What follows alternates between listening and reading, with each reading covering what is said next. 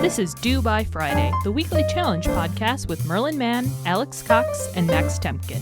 This week's challenge, Read Something by Ron Jonson.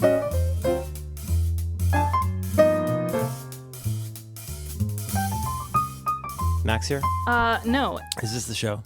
Why not? In the morning, as you know, I wander around in our house and I stand in the sunshine at my daughter's IKEA kitchen, and I which is my standing desk, and I sit there and I do things, and I look outside and I look for Big Dog, Little Dog, and I look for the man who goes through our trash and the other man who goes through our trash, and I say hello and I identify all the people in the neighborhood, and I put on my fancy Plantronics Bluetooth headphones and I listen to things, and I have my headphones on, and apparently I said, oh my God, and I hear. And my wife is talking to me, so I have to take off my fancy Plantronics headphones. And she goes, what? What is it? I said, I just saw something amazing. She goes, oh, cobble? I said, excuse me? She says, cobble? I said, I don't know what that means. She said, well, there was a big explosion in Kabul. I was like, oh, no, Nest Cam is releasing a really, really cool new camera. It can detect cats. Have you seen it? No, I haven't. Well, it shoots at 4K, and it can follow things. It could follow your cat's butt. That's the dream, really. One of my cats has a very distinct anus, so I don't think it would be a problem. Your cat's anus could not hold a candle. My cat's anus is like something. Eldritch horror. It is like a Cthulhu anus. It is blacker. It's like that special paint that only you have to license. It's the blackest, darkest, widest, deepest, most textured anus that I've ever seen in my life. Gail, right? Aunt Gail would never paint this cat's anus. This cat's anus is going to make you think hard about decisions that you've made in life. This is going to make you think differently about climate change. You see the texture of my cat's anus. You're going to start moving some things around. I'll get a photo for you today. Oh boy. Oh, it's bad, because if she lifts her tail a little bit, everybody goes, ah! Oh, is she not a tail up cat? More than I'd like. She lays down a lot. I've sent you a lot of pictures of her from my I Can't Pillow collection, where she's having trouble figuring out how to use a pillow. Mm-hmm. Yeah, but then sometimes she a couple times a day, she gets up to walk around, and it's like the size of a silver dollar. Oh. Yeah. Oh. Or maybe a silver dollar pancake. It's really, really big. It's really, really black. And she gets cleaned pretty regularly. Yeah, but it's also got kind of looks a little bit like a black catcher's mitt. It's very grainy. It's got a lot of presence to it. It looks like her anus somebody has applied an unsharp mask to it. And all the detail really pops, as black as it is. When you stare into the anus stares back at you. I'm just really impressed. Yeah. One of my cats is a perfectly pink, always clean anus, so it does not matter that she's a tail up cat. The other one, though, he developed some freckles, and so it's like a gamble. Is that shit on his butt, or? Right. Well, you don't want to shame. You don't want to shame him. No, well, he gets his butt touched a lot. And okay. I've gone now through the cycle of I just change my pillowcase every day because I don't know what has happened. Oh, yeah. Well, ours gets has all the face ooze. Of course, every photo I take, people are like, what's wrong with your cat's face? I'm like, well, she is a deliberate, hideous monstrosity. People took pains to choose which cat they wanted to fuck the other cat until mine was created. They wanted it was broken by design. It has invaginations in its face that produce a brown ooze. Oh. And that gets on the pillow. And because she likes to go and make a little nest. Speaking of Nest's 4K security cam promises to see more. Oh shit. Dog. So wait. So is this not on the website yet? Is this a Verge exclusive? I don't know. Do Nest Cam and hit news. And you'll see it. Oh, the Verge. Is the Verge the one that was really bad? The crash. No, people just like to make fun of it. What's the one that crashed Syracuse's computer? Probably the Verge. I mean, they have very Yeah. To have heavy page. You're supposed to call it curvy. Zoftig. They have Zoftig pages. Mm-hmm. Mm. Oh. It's a really nice page. Great personality. Really pretty face. Makes her own clothes. You'd be forgiven for thinking that Nest, the company that so wonderfully disrupted the home thermostat market back in 2011, has been in moribund. What is that word? Why do you need Moribund that to is use near that death, word? and that's exactly what they've been. They like to use fancy words over at The Verge. Remember when that guy went offline for a year and then and then came back to write an internet article about it?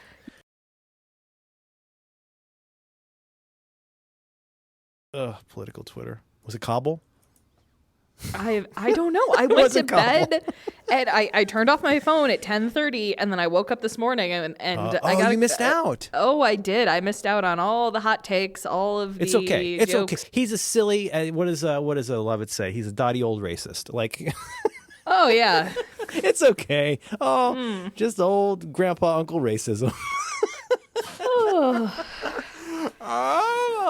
Listening to your other shows is so interesting. It provides such texture for beginning my journey and understanding who you are. Because I knew it was going to be a journey, but like it's getting super. I don't really understand the personal importance of your robot thing, and I don't really want you to tell me because I want to continue the journey of discovery because I really don't understand it. Not in a bad way, but like it is fucking fascinating to me. Do you kind of want to be a robot? Well, God, I mean, I want to be a cyborg. I would like to maintain see, that's the thing. It is the Catholic problem of I would like to maintain my human consciousness, if only to share what that is, as flawed as it is, with what may eventually be an actual conscious artificial intelligence. But short answer, yes. But, okay, so you want to have your kids' Catholic problem. You want to have your consciousness. You would like to have potentially technology-aided, like both bodily integrity and technological improvement. Yeah. Oh yes. Yeah, mentally and physically. I don't like pooping. I don't understand why people like it. No, Really? it's an act of shame every time. It's a Catholic thing. And also with you. Yoto!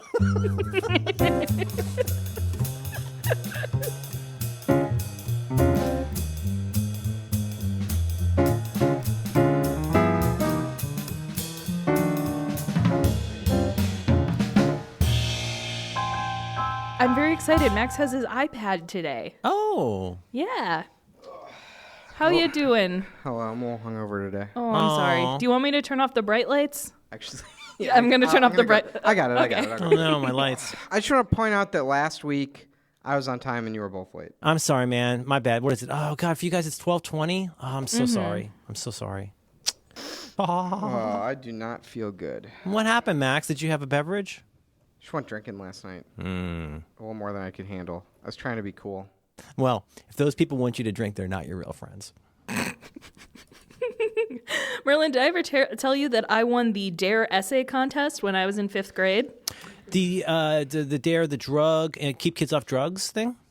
Yeah, you dare to resist drugs and violence, but I guess that's not in San Francisco. I don't even know if it's a thing anymore. No, I know DARE. I was struggling to remember what it stands for. Is it a backronym? DARE. I always said DARE to keep kids off drugs. Drug abuse resistance education, which sounds kind of Cambodian. So you fifth grade. What did you write about, Alex? How you shouldn't take drugs. That's a good topic. It's a really good topic for that. Honestly, I think they just I used my Oxford commas and I had correct grammar, and they're like, all right, here's a bear. As part of we had 2 programs in middle school that were sort of these like branded, programs that the school buys. I always imagine a sort of Music Man like hustler who comes like singing and dancing into the school and sells like a program that's like mostly posters that you can got hang drunk up. driving right here. And the 2 that we had in middle school were we had one that was DARE, that was anti-drug posters, and another that was like reading, that was like books with posters with like celebrities that told you to read. And the 2 that always stood out in my mind that were hung up at least in my memory, they were hung up right next to each other. One of them was a picture. So it was a poster, and the caption, it said, "Drugs take you places you've never been before." And then on the poster, there was like a black teenager in jail. Like, and I think he was like rattling the bars with like a metal cup, like, you know, clearly not happy to be in prison. And then right next to that, there was a picture of Whoopi Goldberg, and it said, "Go somewhere you've never been before. Read a book." Both of those. See, the thing is, I like to do both of those at the same time. Get you a man that could do both.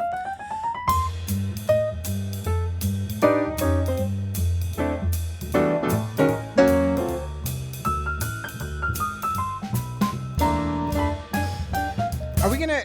all right, here's the deal. I'm going to set a timer, and we're going to talk about Covfefe for 2 minutes. No. Oh, yes. Go. No. It started, so talk about it or don't. No, it's done. It was done last night. I buried the needle on that last night. We're done. Donezo. I was asleep. I think that I'm a Covfefe conspiracy theorist. I normally do not buy into this whole... Stop the timer. How do you pronounce it? How are you going with pronouncing this?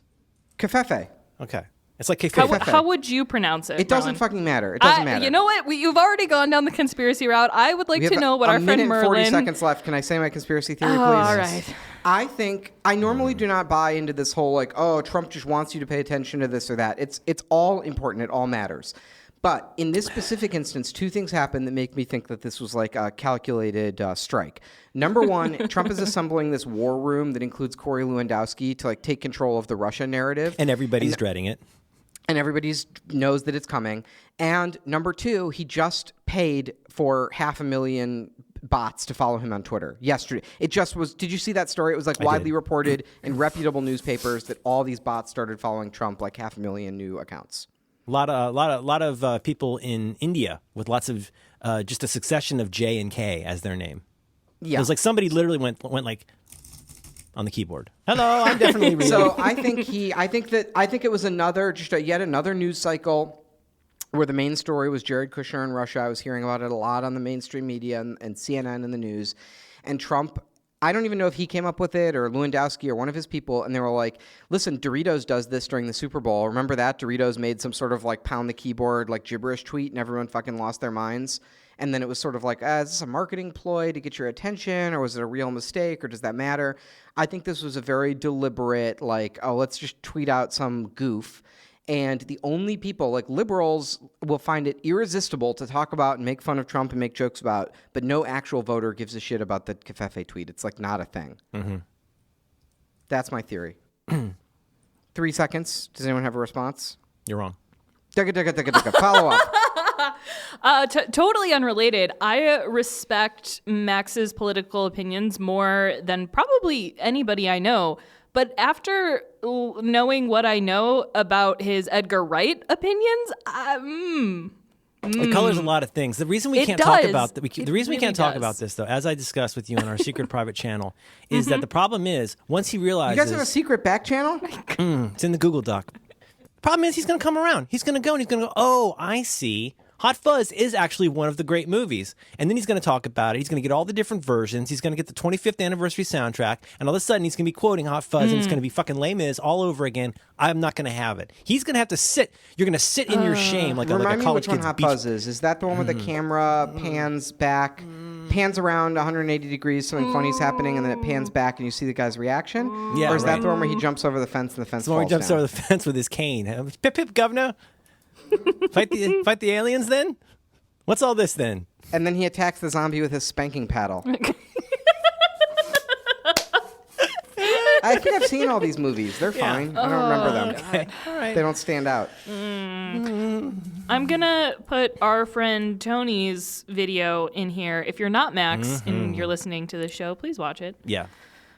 Follow up, Politico. President Donald Trump's daughter-in-law has taken up a pet issue, beagle adoption, that reflects her lifelong interest in animal welfare. One of Lara Trump's partners, however, is a little problematic. Eric Trump's wife is publicly aligned with a controversial animal rights group, the Beagle Freedom Project, whose leadership includes a felon who served a 6-year sentence in federal prison for harassing and stalking researchers. Okay, just pause. First of all, I don't know anything about Eric Trump's wife, but like, first of all, okay, this is just like a rich, like, fail daughter. And of her main political issue being beagle adoption is the most Lindsay Bluth shit that I've ever heard in my entire life. Michael, we've got to save the wetlands and do what to them? Dry them, of course.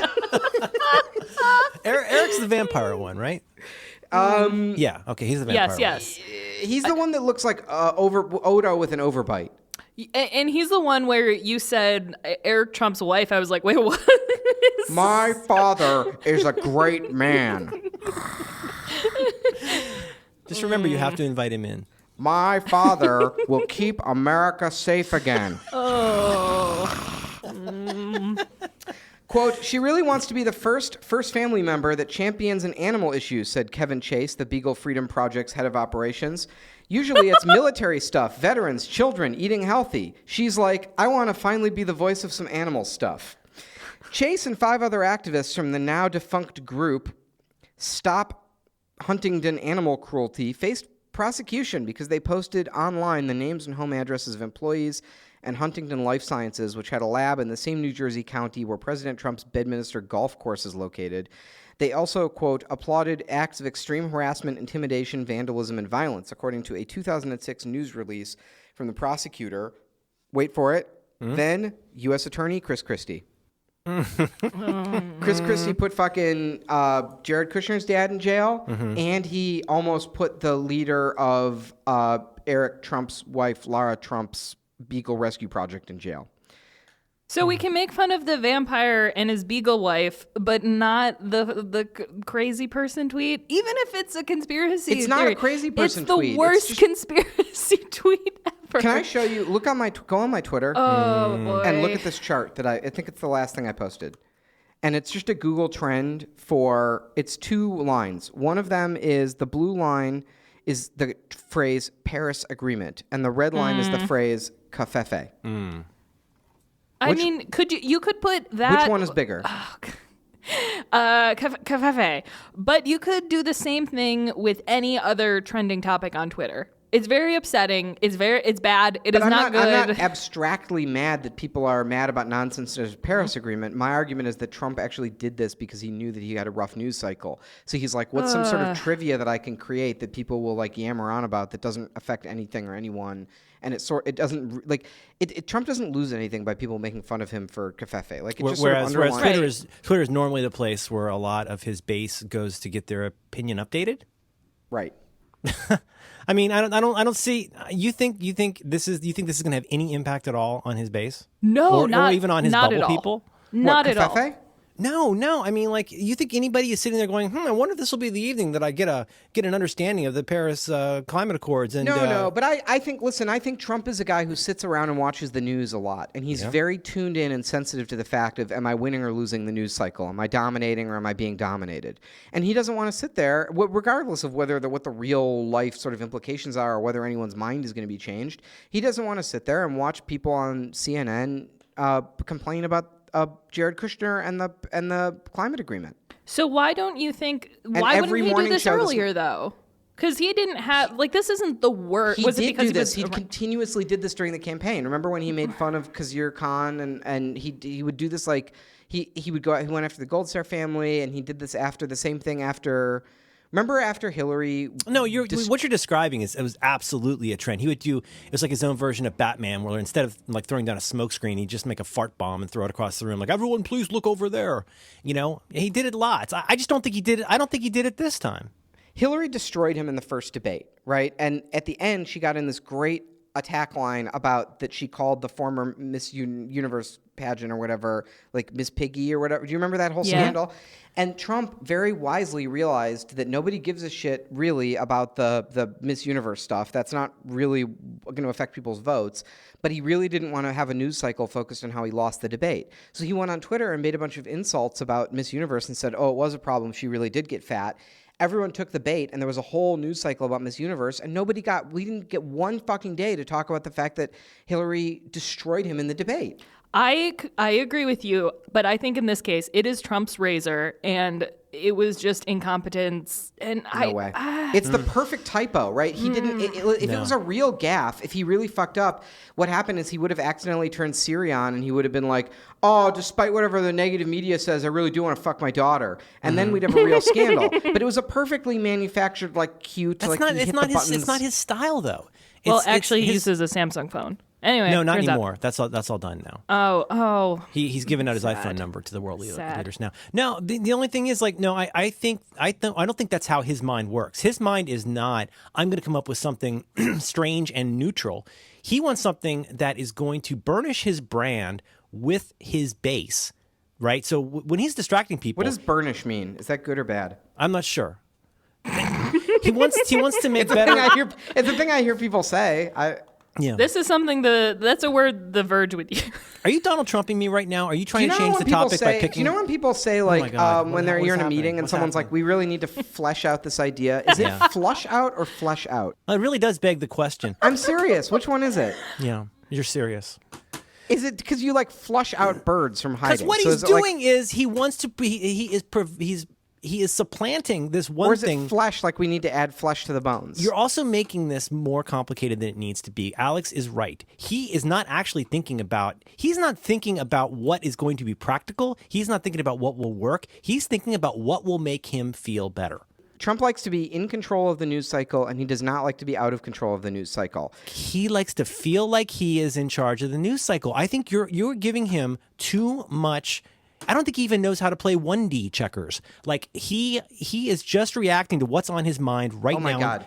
This isn't that brilliant of a ploy. He like fucking Cheetos does this. I'm serious. Like they. I don't think he's thinking that far. That's why I think this is a gaffe. I think if he wanted to, he would have done a Miss Did you see what he Universe fat. tweeted this morning? Did you see what he tweeted this morning? Yeah, he did a Huckabee.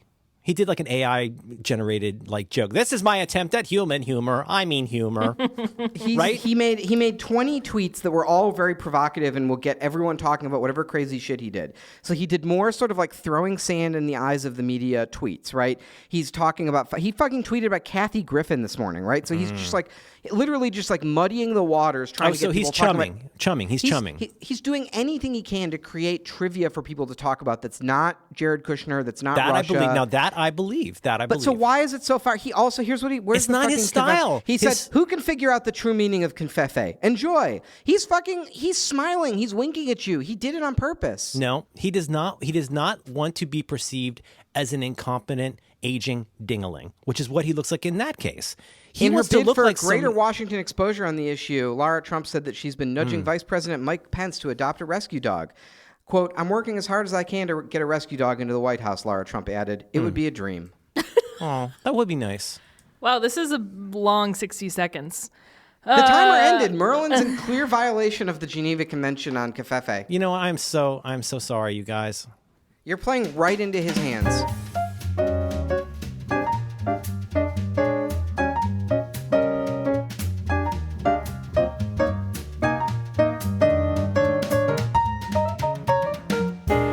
Follow-up, Washington Post. Oh, no. What all the pins that Sheriff Clark wears actually mean. Shit, dog.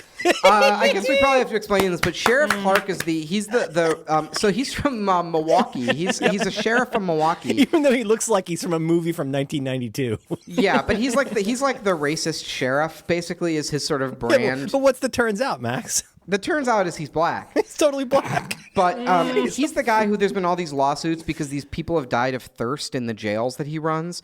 So the sheriff of Milwaukee doesn't really have a lot of responsibility. Like the sheriff, I believe from what I've heard, the sheriff of Milwaukee, his job is to like maintain the like highways and the like airport area and to just run the jails, the county jails or whatever. And that's like pretty much all he has to do. And a bunch of people died of thirst in his jails. So, you know, he's not good at his job. But he dresses like a fucking cowboy, like a military cowboy. He dresses like a cross between General Patton and a Morton Joe. He's got all of these ribbons and pins, but every time you see him, you go, "Do not become addicted to water because you're in my cell now, asshole." Like he's got all of this, like what do you call it, like egg salad, whatever it's called. He's got all of these ribbons and pins, and of course, the entire time, this is what great journalism is. Everybody's looking, going, "Why does he need all of those? Like, why does he need all the stars and all the pins?" Well, police officers can get stripes, like a sheriff gets like a rank and wears stripes on his shoulder, but you don't wear a bunch of like fucking Kim Jong-un like a moire pattern of enamel pins. Side rail here. Ultimately the important and sad thing is that this is a further example of the militarization of urban police. Right? It's more of this sense of like this has been happening for 30 years and has really picked up in the last 15 years, where cops are just as a matter of course at least dressing like SWAT officers, but really like riot police, essentially. But without any of the training. Without any of the training or and regulation or oversight or hierarchy. Precisely so. And so, what a great sign it is when somebody shows up who's basically, ordinarily in even a cop, you'll usually have like the chevrons or the stars or the whatever to represent what your rank is. And then at least I think this is in the military and the police. And then depending on the department or the whatever the jurisdiction, you'll get like a slash on your lower sleeve that I think represents every like 5 years of service. But they're all there for a reason. Those make it clear who you need to listen to in this situation. I've got these stripes that show you I outrank you, and I got these little slashes down here that say, this is why you can trust me. I've done this a long time. And everything else is really understandably, it's ritualistic, it's important, it's symbolic. So was it Philip Bump who did this? Yeah, I think that's right. I think it was Philip Bump wrote this piece. So, well, there was like a thread on Twitter going around of a guy who was in the military who was like, I think a lot of people look at the racist sheriff and they're like, oh, this guy must be really powerful and important because he's got all these medals on his jacket. He must have been a decorated Marine. Yeah, right. It's like, oh, this guy must have a lot of authority. But actually, like, you should know, like, as someone in the military who knows what all that stuff means and how to interpret it, he's basically just wearing enamel pins like you get at like a tech conference. Like, he's just there. None of them, like, he just has this little pin collection pinned on him. Is he stealing valor? No, it's different because he's not claiming to have things he doesn't, but he is portraying a false authority of looking. He looks to me like I'm a fucking, I'm just a rube, right? I'm like a dope civilian. Like I'll believe anything. If anyone just has some shiny in their vest, I assume that there's some sort of educated authority figure. He's more of like a fake geek girl. He's more like somebody who goes to Disney World and buys lots of pins for rides they haven't been on. This one represents I was in the Clean Plate Club. I'm a big boy. Mm-hmm. And wasn't one of them from like Israel? I think they're mostly. We should get to Mr. Bump's article. Also very entertaining follow with a really cute kid he posts pictures of. But a lot of these are just commemorative. Or just I went to this seminar. It's like wearing certificates of completion. Yeah. Well, here I'll pull out some of my favorites to read. So there's basically a diagram of like his stupid cowboy like overcoat and his hat and everything, and the little lines and numbers coming off pointing at all the pills. He wears like Western style everything, and he wears fucking cowboy boots. Yeah, but he's in Milwaukee again. All right, not a horse in Milwaukee. All right, number 9. This appears to be a small lapel pin that says WTC, a reference to the attacks at the World Trade Center. Pins similar to this were given out to New York Police Department officers who helped in the aftermath of the attacks. Now, keep in mind, Sheriff David Clark, the racist sheriff, did not actually help out after the attacks at the World Trade Center. He just wears the pins that they gave out. Alex, you know what that sounds like to me? No. A little bit of stolen valor. Who was your superior officer? Number 21, a pin depicting a baby's feet, quote, the precious feet, signifying support for the anti-abortion movement. Really good, normal, cool stuff for a police officer he needs that to wear. for his work. He needs that for his work, Max. A lot of times I get pulled over for a cop and he goes, you weren't allowed to pull out of the parking spot going into the other lane like that. And I go, yep, I know, sorry. And then I have to look at his uniform and I'm like, where does this guy stand on abortion though? Excuse me, officer. You just it's like being a Freemason. You just kind of lean in and you go, precious feet. Am I being detained? Also, what's your position on abortion? Well, follow up from last week, the little fetus erasers were called the precious ones. Is that what Probably the same organization. He Yeah. should pin. Wouldn't it be funny if instead of the enamel pins, he had a bunch of the tiny rubber baby pencil erasers pinned to his jacket? That'd be a very different look. I was awarded this baby on the beaches of Normandy. Number 6, a pin for the Israeli Civil Guard, a branch of the Israeli police that serves as a sort of neighborhood watch since terrorist attacks in the mid-1970s.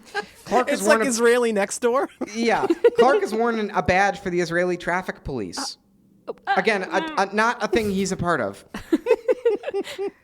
They're not even funny anymore. They're just baffling. Like Number 3, a 5-pointed star inside of a circle. Existing theories are that this is from the U.S. Marshals or the Texas Rangers. Now that's just flat out misleading. It's a commemorative. He also has a commemorative, like, Secret Service pin. And as a matter of fact, I have that exact pin. And the reason is, when I was in school, we had this game, Humans versus Zombies. It was this huge game of tag, campus-wide game of tag, and like half the school played. So it was like 600-700 kids playing. And there was one day when we had, I wish I remember who. We had an ambassador, like an ambassador of the U.S. came to the school to give a talk, and the ambassador had Secret Service protection. Oh, no, it might have been Senator Murkowski. I don't know. It was some public official, an ambassador, a senator, someone who came to speak, and they had Secret Service protection with them. And the day before the talk, the Secret Service came to scout the school out and figure out, okay, what's the methods of ingress and egress, and how will we get out if there's an emergency, and what's the venue look like, and what security do we need, and, et cetera, et cetera. And they were very concerned because then they looked out, there were all these kids running around with Nerf guns, just playing grab ass all over the school. And they were like, this is going to be very bad if there's like armed Secret Service officers who are trained to look for like a disturbance. Like, we do not want kids running around with Nerf guns. So we basically made a plan where we like wrote into the story of Humans versus Zombies that there was like everyone needed to stop playing for a few hours, and we suspended the game and like worked with the Secret Service. And afterwards they were like, I was meeting with the head of the Secret Service detail or whatever, and afterwards he was like, thank you for organizing this, appreciate the cooperation. And he's like, have a pin. And it was a little plastic wrapped pin of the Secret Service logo, enamel pin. And it's like, it's like when you're a kid and if you get through the whole airplane ride without crying, how the stewardess will give you the wings. Yeah. It was basically like that, right? He gave me a trinket and he was like, thanks for helping us out and not being a pain in our ass. I appreciate it. Here's your pin. That's the same pin that Sheriff Clark wears from the Secret Service. Oh my God. It's like that guy who like keeps his ski pass, on his jacket, like all the time.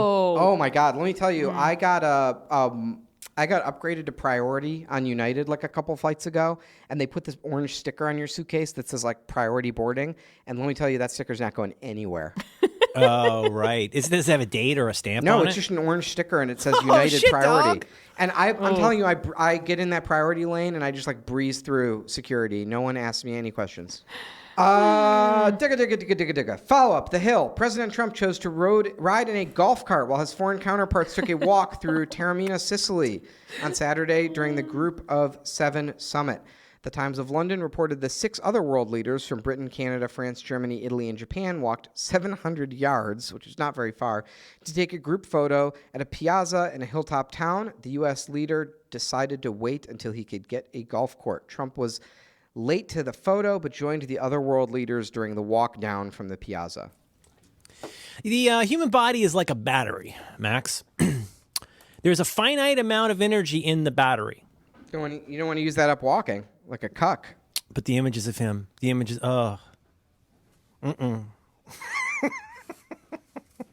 might need that to like change the channel or something. That's energy. That's energy. That energy. It's displacement of energy, right? You never get that back. No, I don't want to be one of these, sort of red string, beautiful mind, Luis Mensch, like conspiracy theory nerds. Mm-hmm. With my board of news that's all connected via my theories. Just photos and napkins. But that being said, follow up. CNN.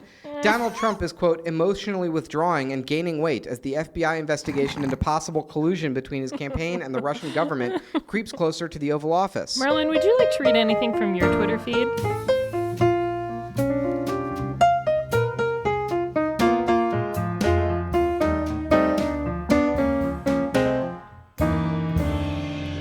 Okay, digga. Next door. Neighbor Ralph says, subject line, people running across your roof? Body. Seems to happen every few days between 10 and 11 a.m. I hear someone running across my roof.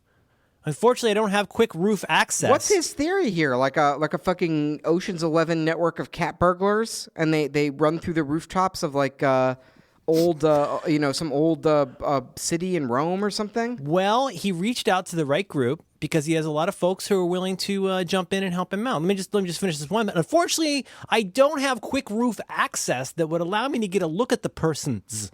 I live on the west side of Dingle and Dingle. Anyone else experiencing the same? Maybe it's just the raccoons and they've started wearing boots. I have reported this information to the police. So shoot raccoons are terrorizing a street called Dingle. He's at the corner of Dingle and Dingle. So here's Dingle Street and Dingle Ave. Now, here's some of the responses. Samantha says, I've seen raccoons on my roof. They hissed at me through our skylight. Linda offers, I have the same experience. It sounds like someone walking with their heavy boots. Listener Jeff opines, it's unlikely that raccoons are out between 10 to 11 a.m. They're nocturnal creatures and should be resting by then. Listener Joanne says, we've had families of raccoons lately. Rhea says, my husband told me that in the past, maybe 30 to 40 years ago, a lot of burglaries happened this way. The thieves would come in through the center porch. We live on Dingle and Dingle. My husband's family has owned this house since it was built in the 30s. Be careful! Exclamation point, exclamation point. I think that's the most, having heard all the different options, I mean, the raccoons are harmless. They're up there rolling their little acorns around trying to get the nut meat out. They just want that nut so much. They want the nut meat. But I do think what's happening is that there's some sort of Italian job style chase happening. Possibly they're all driving minis filled with gold bars, and they're just jumping from rooftop to rooftop in like a daring action sequence. I sent you a photo of PG&E, which is for 1 month is doing stuff in front of our house.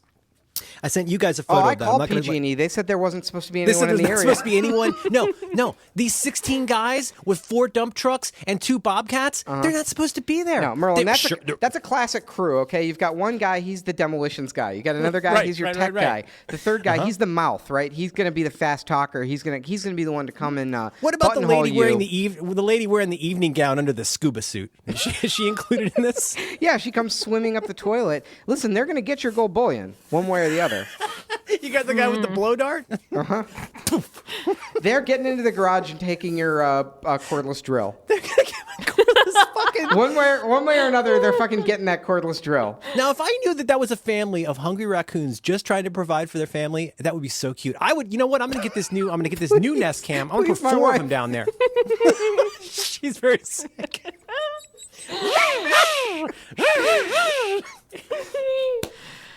That's all I got. I got other stuff. But, my father will make America strong again and feed the raccoons. I like my Eric Trump impression. I think it's very funny. Here's the thing, Let me tell you something about my father. We like to call him the blue-collar billionaire. It helps a lot if I imagine you in a suit that's 1.5 sizes too large. Like the collar's got visible space, like a Spicer collar. My father is a great man. He has seen many boats. When he eats, all the food is gone. He's a big man with big appetites. He drank all the water in the town. One time, my father grew a beanstalk without beans, and everyone said it was nice and made photos. Every car my father has been in doubled in value. Do you think Melania is afraid of her stepsons? Like, I can't imagine her. Like, of course, her 2 huge sons who know kung fu. Like, I just imagine me like, Ma. Do you think they have, like, I doubt they have much of a relationship. Oh, I bet they think that she's hot, and it's weird. Because his wife is in the eco-terrorist Beagle Salvation Group, and Melania shows up wearing her, like, Beagle coat with their little eyes looking out at them. It's a very chilly relationship.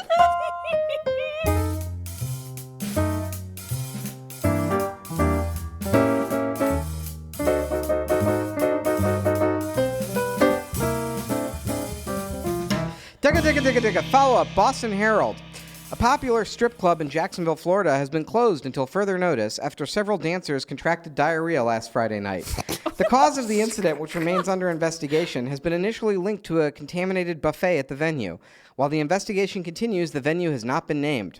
According to reports by local media, the strip club was nearly full on Friday night when the incident occurred, and both staff and customers were reported to have eaten from the free buffet, which included the usual selection of ribs, chicken, and deep-fried shrimp. While the results of the lab analysis are yet to come back, one source familiar with the investigation told reporters that bad shrimp was the most likely case of the diarrhea. Quote, typically shrimp are involved in cases like this, particularly when they are not cleaned thoroughly. Patrons at the venue who were sitting near the stage were the most directly affected by the incident, which occurred close to 11 p.m. According to a witness at the venue, 3 dancers were performing on separate poles. Oh, it's a 3-pole venue. When the first signs of trouble emerged. Do you guys like where this is going? No, but please continue. Quote, at first I picked up a bad smell. I thought maybe the guy next to me had farted, said the waitress, who declined to be named. However, the smell got worse, and I noticed that a lot of other guys were looking around to see what it was. It was at this point that the first dancer to suffer from diarrhea was unable to control her bowels any longer, and a stream of brown liquid soon gushed over the stage, according to the witness. Quote, it was absolutely disgusting, he told journalists. A number of guests immediately puked. I personally ran for the exit. I lost all interest in the show. You know, hang on, because kudos to that guy. I lost all interest in the show. That poor guy. He came in there with his hard-earned singles. I'm going to bet that there were 2 camps of patrons. There were those who lost interest in the show and those who did not lose interest in the show. I paid for this show. Well, here's a theory. What if there's just one guy who like slips like $300 to the bouncer and is like, I need something to happen on stage. And then all the dancers get a kickback.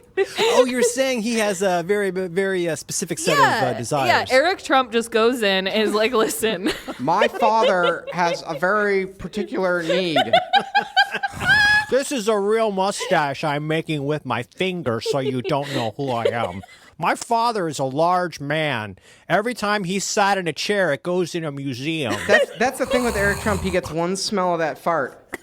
Oh, wait. Let me do it again. He gets one smell of that fart. Da-da-da-da-da-da. The other dancers on stage also suffered from diarrhea soon after and were forced to abandon their performance. Quote, they had a hard time getting off the stage, said one witness who stayed to watch the aftermath of the incident. Were they slipping around in platform heels? High heels and diarrhea really don't mix. Was it like sympathy diarrhea? I think they all ate the shrimp, the contaminated shrimp. Some of the guests who had been enjoying the show also contracted diarrhea, and there was a rush on the men's room, which unfortunately did not have enough stalls to cope with the sudden influx in demand. It burned. Cleaners who were hired to deal with the mess reportedly were shocked at the condition of the venue. Quote, strip clubs are generally dirty places, but this was on a whole new level, said one of the cleaning staff. In my time, I've seen feces in a urinal once or twice, but never in the sinks. Oh, God.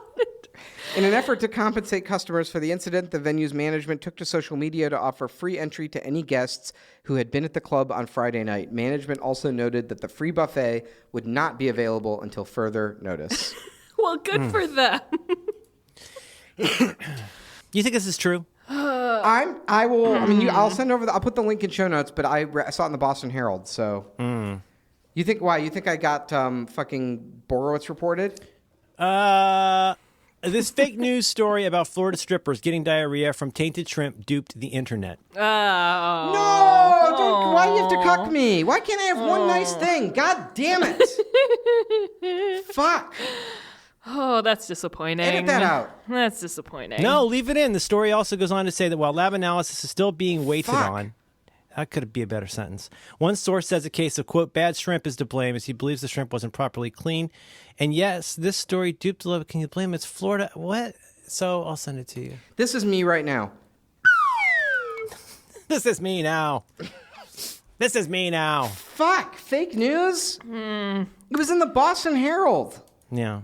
They broke that story about the priests. Oh, I'm gonna cry. I'm so sad. I just wanted a little bit of magic in the world. I know. You asked for so little. All right, hang on. Your whole debunking story is from a website called crave.com. I just Googled. Yeah. You saying the fake news is fake news? This thing where there's a stock photo of a stripper and some gifs of people throwing up. I can't imagine. Yeah. Why did they just say that it was a fake story that duped? They don't have any like.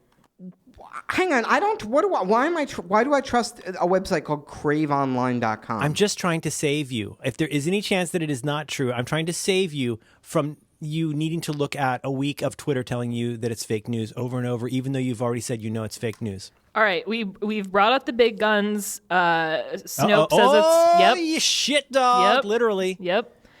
Oh no, Alex, why'd you send this? Well, Snopes.com, baby. Oh, fuck. yeah. False. I say leave it in. Wait, it's not the Boston Herald, it's the Border Herald. You cucked yourself. That's the Border Herald. And I didn't even bother to read it. Problematic. Oh no. Oh no, my Herald. So the Border Herald is not the website that broke the priest abuse story. I think we just recreated the film Searchlight or Spotlight or whatever. Can I be Hulk?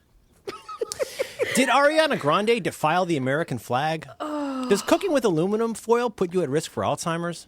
Does Sony products recall due to clear parasite? British man who took meow meow party drugs stabs mother, slices off own penis. Where do I get some of this meow meow? Listen, email Alex if you know where I can get meow meow.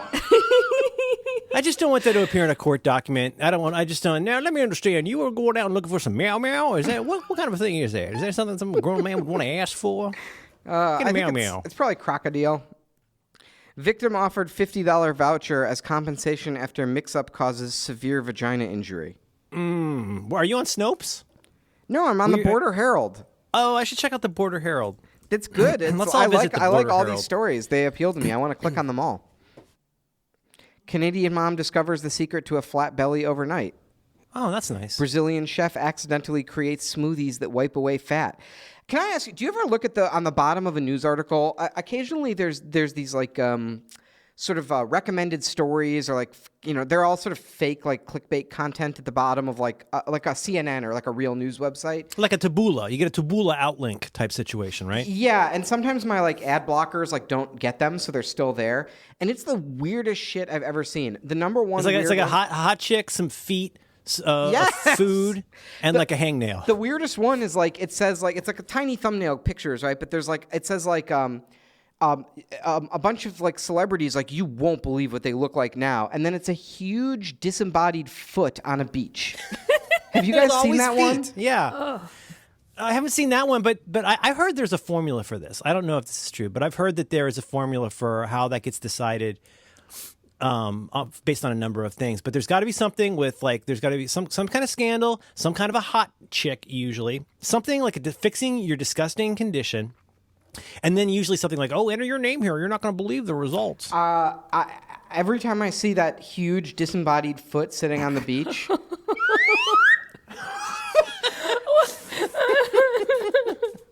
Oh, God. My father could have extra feet if he chose to, but because my father is a heptapod with the ability to change time with his thoughts.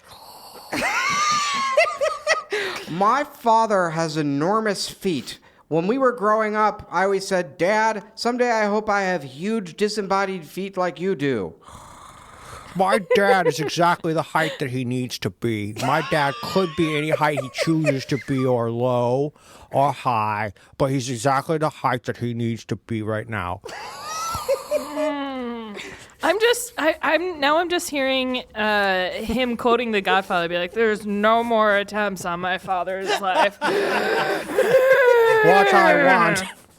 What I want is a dad that loves me. No more attempts on my father's affection.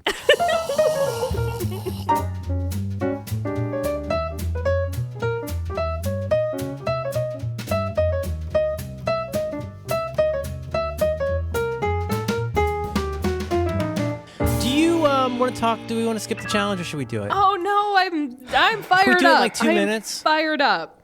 This man. Okay, good. Well, perfect, because I'm mainly here to ask questions. Challenge. This week the challenge is mine, and I wanted you to go out and read something by Ron Jonson, the Turns Out author. And I know that that Alex has read some of his things. I believe Max has read some things. I've read some of his things. I've heard many interviews. I wanted to talk about Ron Jonson in particular, and Turns Out literature and culture in super general. Can I? All right. Let me ask you. Can you just first like define some terms here? Like, what is turns out? What distinguishes turns out literature from not turns out literature? Because I don't know that I necessarily agree that he firmly fits into the turns out. My definition of turns out literature has mainly two parts to it, because it's always two things with me. One is that this is some kind of a piece that addresses some conventional wisdom or something you're pretty sure that you know, and this piece shows you how almost everything you thought you knew about this topic is wrong. That's part one. And that's a common kind of thing. That's been around for years. It's journalism. It's whatever it is. But there's a special kind of turns out in the past 15 years where it's really about going like it's cocktail party chatter about some topic where you can actually somebody by saying, well, actually, that's actually the opposite of that. The best way to cook corn is to use mercury or whatever. So that's part one. Part two, for it to be a true turns out, you probably have fuck all to do with actually having discovered whatever is being claimed in that turns out. So you've got some kind of let's say you got some kind of thing on fucking NPR. And like that person is basically reading something that they heard in a press release. And the press release came from a university. And the university had this research, right?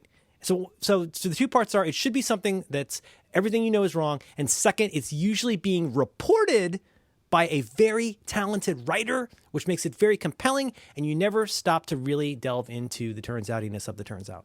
Does that make sense? Yes. That definition makes sense, but it feels like it doesn't apply to Ron Ronson.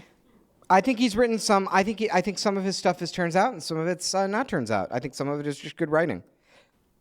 I think that's one part of turns out, though, is I definitely felt this with Malcolm Gladwell. I was one of the many, many people who was very intoxicated by the writing of Malcolm Gladwell. Before his books, and then when his books did come out.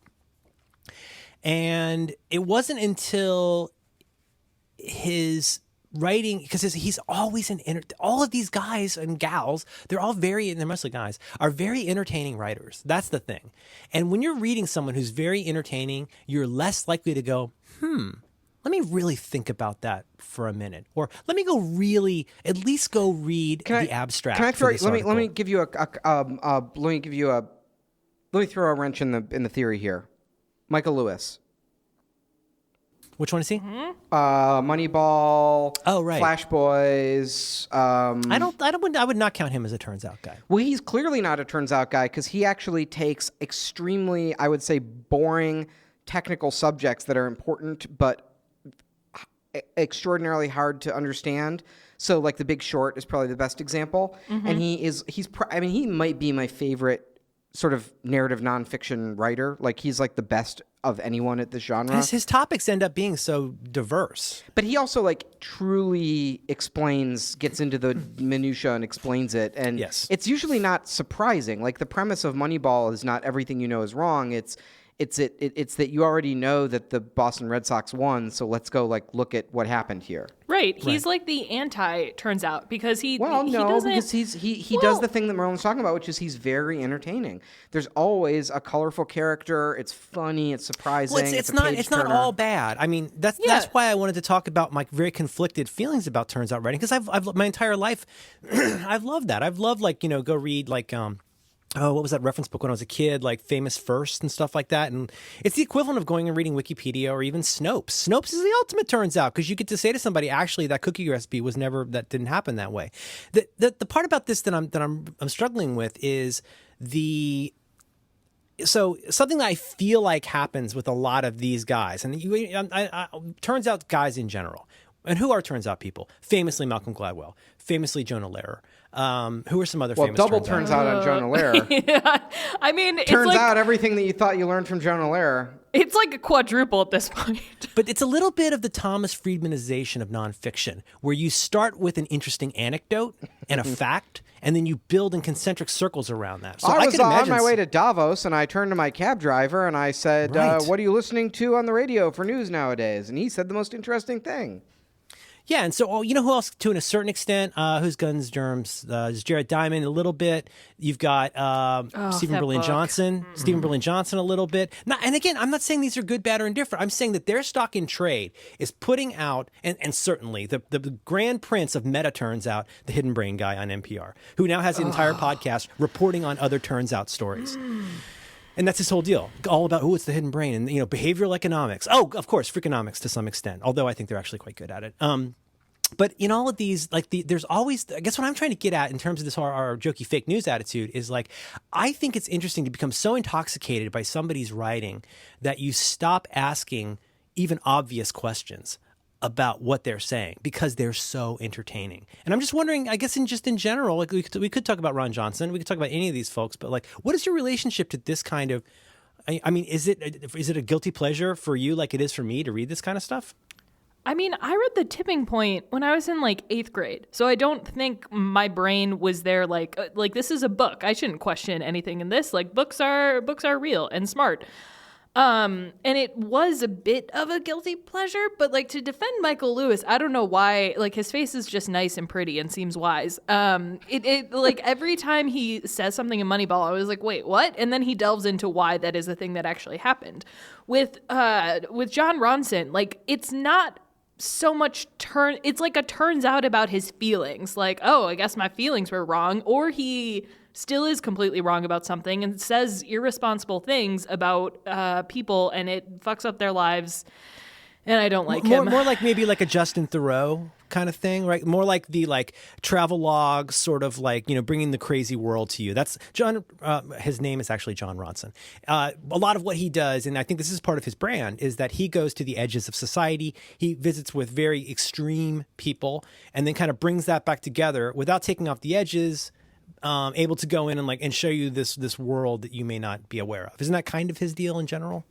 I mean, well, but that's the thing. It's not actually people are he's this gonzo journalist. He's sitting in an airport with his subject and decides to get into the minutia of what they're eating. And it's, I don't know. I thought he was entertaining for a while. I do really like The Elephant in the Room, which is his, basically explains his history with Alex Jones and how he came to power Jesus Christ.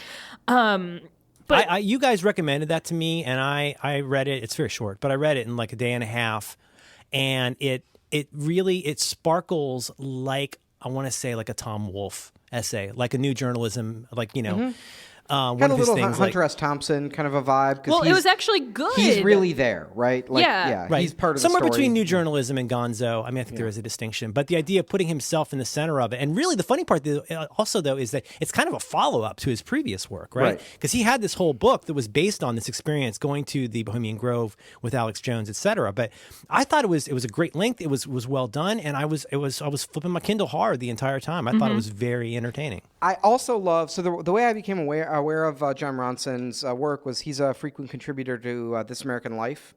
And his stories for This American Life are some of the best they've ever done. He has one about habeas corpus that's really funny. He has one of the Poultry Slam stories about a turkey that's really good. He has one in the First Contact episode about these people who submit messages to send to aliens.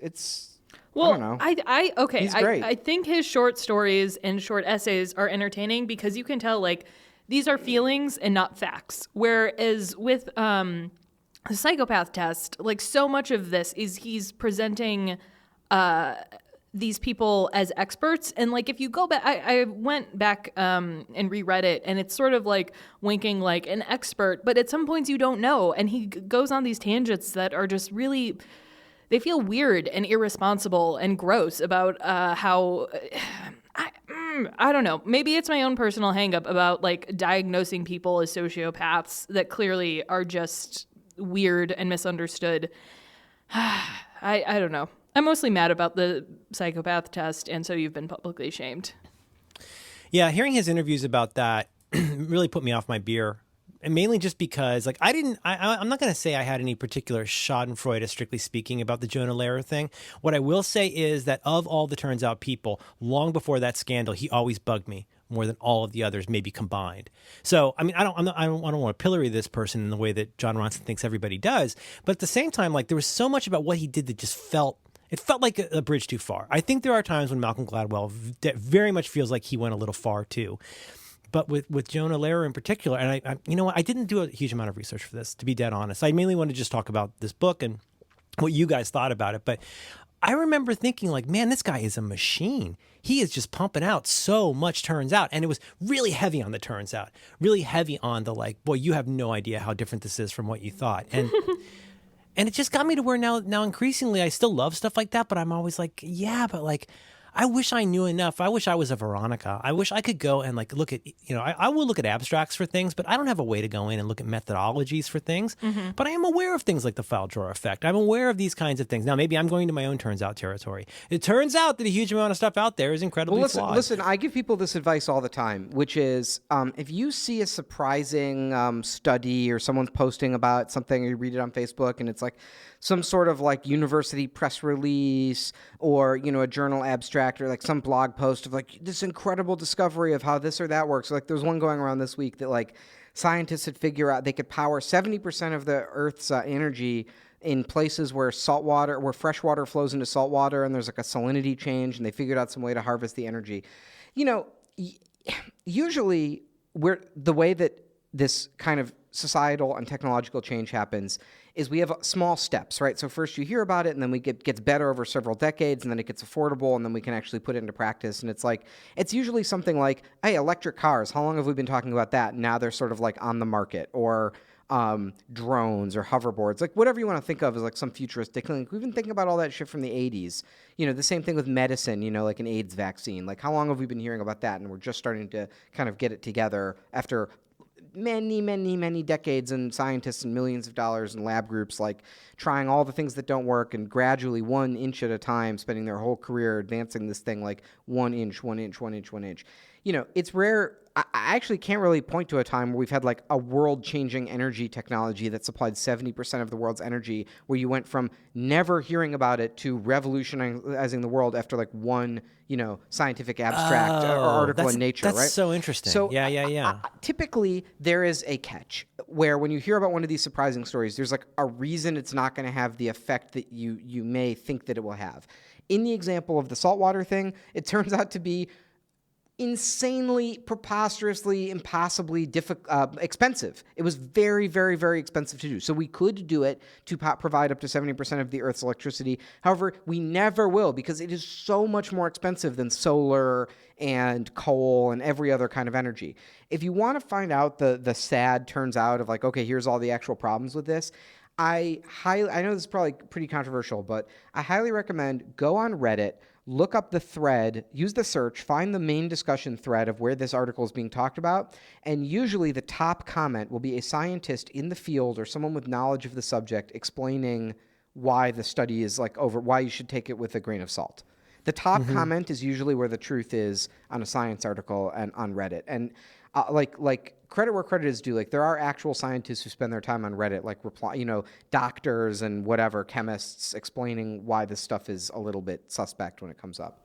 And they source their work like crazy. I've gone down the Reddit rabbit hole, and check out. I know people hate Reddit, or whatever, well, but go on. There's good. The thing with Reddit is like if you just go on without an account, like you're fucked. It's very bad. It's very low quality. There's a lot of like men complaining about how. Simultaneously complaining about how women don't like it's like simultaneously complaining that women don't like video games, and then also complaining that they're ruining them by liking them too much.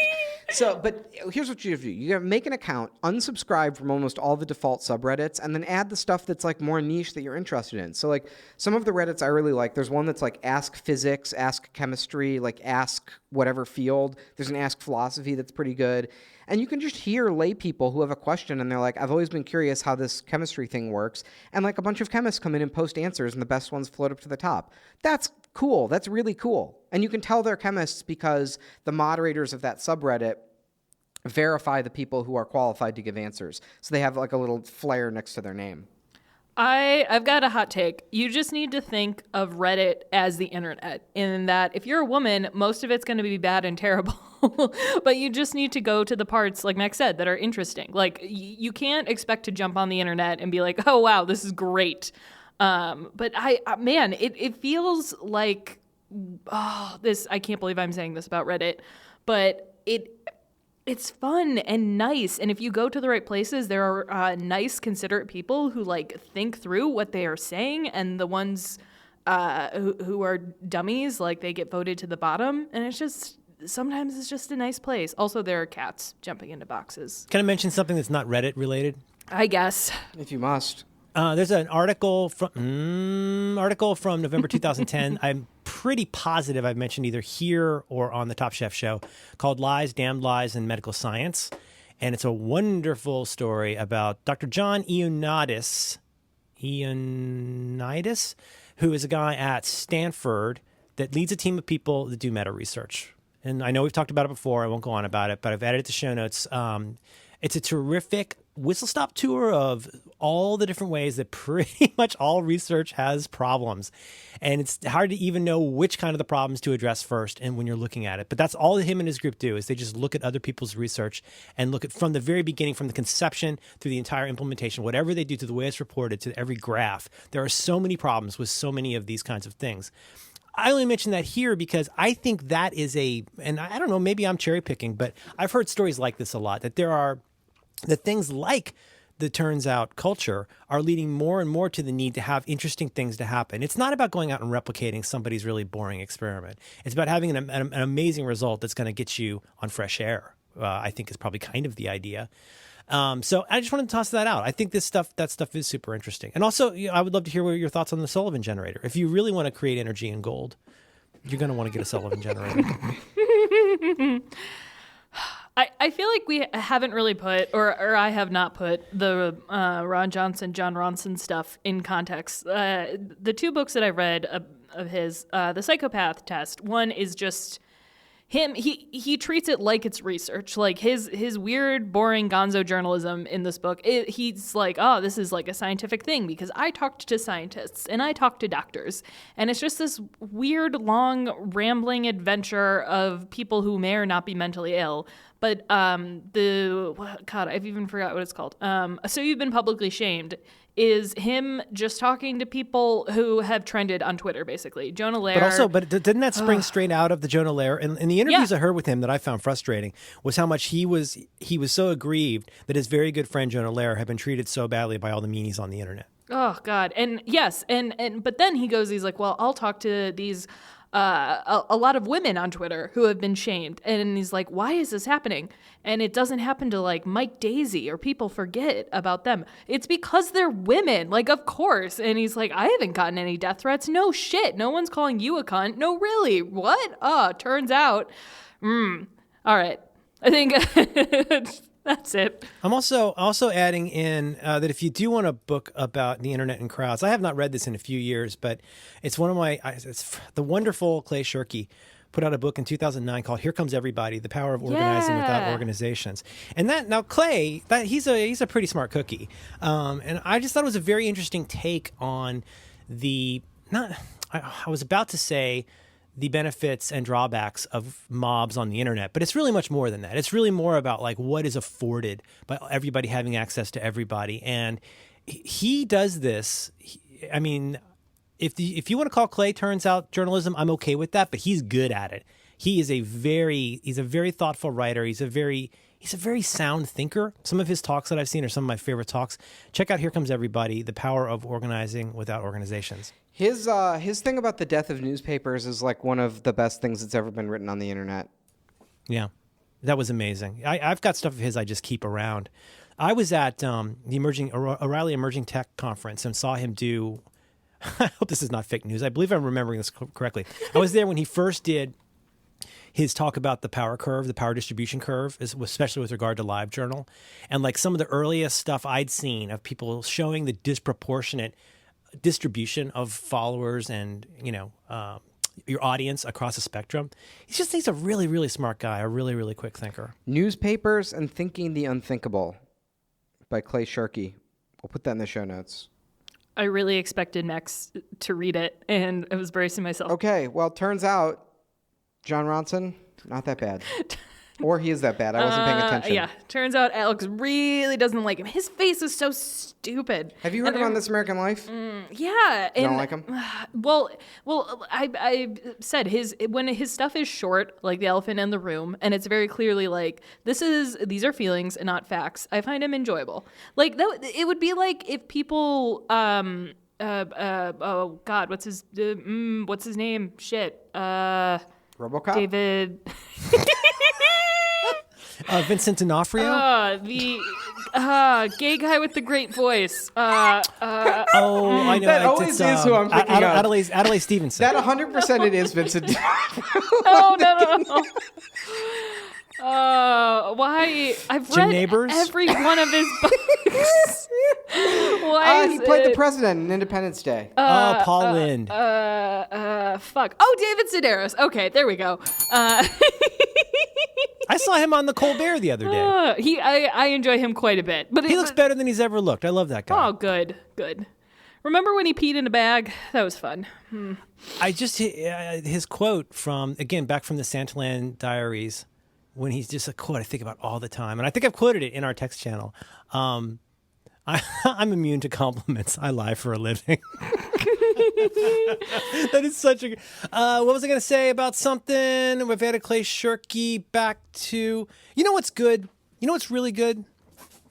To hear the lamentations of their women. No, you know what's good is Salt the field so that nothing may grow again. You know what's good is the This American Life where they go to the car dealership. I think that is one of the great things. Yes. Oh, yeah, sure. Okay, that's a good one. It's so amazing. There's so Who's your much favorite This American Life contributor?